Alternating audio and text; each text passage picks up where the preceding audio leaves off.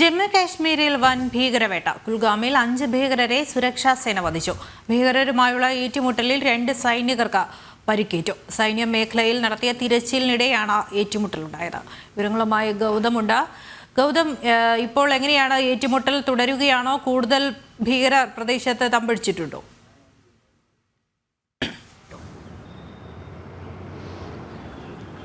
ഇന്നലെ അർദ്ധരാത്രി മുതൽ കുൽഗാമിൽ സുരക്ഷാ സേന തിരച്ചിൽ നടത്തുന്നുണ്ടായിരുന്നു.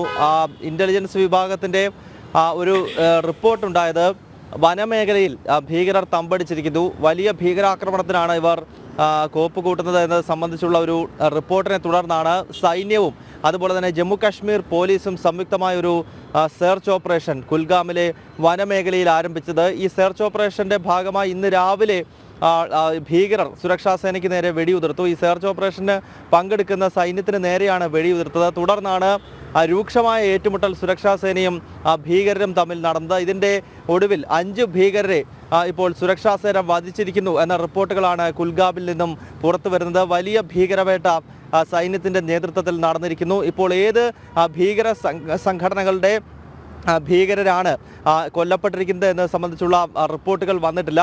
ജെയ്ഷെ മുഹമ്മദോ അതല്ലെങ്കിൽ ലഷ്കർ ഇ തോയ്ബയോ പോലെയുള്ള ഭീകര സംഘടനകളുടെ ആളുകളാണ് ഈ ആയുധങ്ങളുമായി നുഴഞ്ഞു കയറിയിരിക്കുന്നത് എന്നത് വ്യക്തമാണ്. എന്തായാലും പ്രദേശത്ത് ഇപ്പോഴും സുരക്ഷാ സേനയുടെ തിരച്ചിൽ തുടർന്നുകൊണ്ടിരിക്കുകയാണ്.